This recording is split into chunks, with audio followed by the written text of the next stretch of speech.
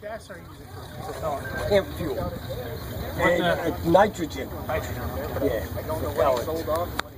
And we use camp fuel for all the tanks are pressure tested every 3 years. They have to be pressure tested for safety.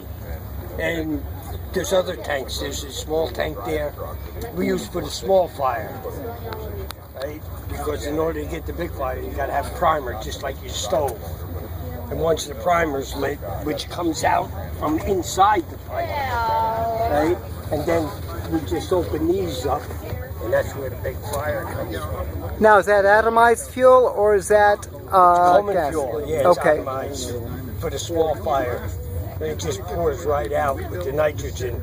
Use about 200 pounds of pressure to push it out. And then what do you use for spark? Spark plugs. Very good. You have But you buy them from the auto parts store, but we take them apart and modify them. Right? I'm not going to tell you how we do that. That's the secret.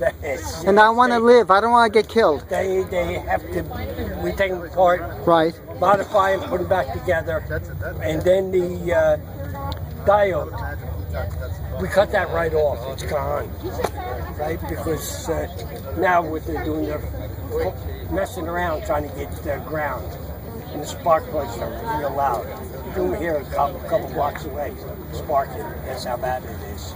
Now, when they're sparking, do you get a continuous spark, or it's just once? Constant. Okay. Those are the KD boxes that we use in there.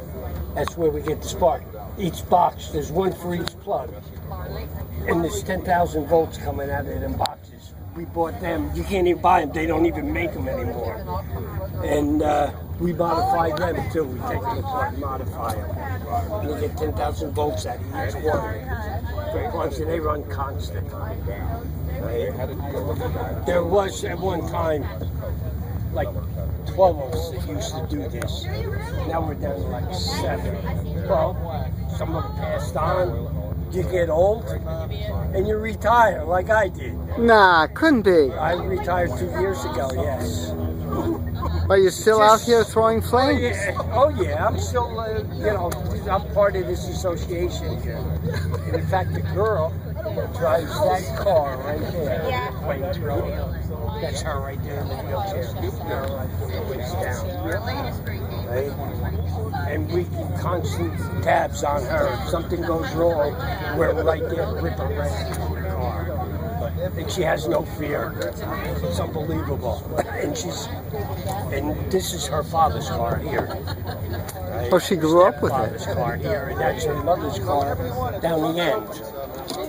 Right? So mine, I dismantled the fire out of mine. So I don't see fire anymore. Oh. I figure after I hit over 70, it's time to stop. You know, that's enough. I did it for over 30 years. Jeez. Well, look, you got disciples. That's cool. Oh, yeah. Oh, yeah. And we're at New Jersey, New York, and Pennsylvania. Oh, that's excellent. You know, so, yeah. Too cool. Definitely too cool. Yeah. Oh, Wild Bill? Very expensive. If we were to put this whole system in somebody's car, it costs it between $5,000 and $6,000. All these hoses, all pressurized. The fittings, pressure fittings, everything. It's not cheap. Now, what are those hoses? I see they're flex. Are they stainless steel mesh?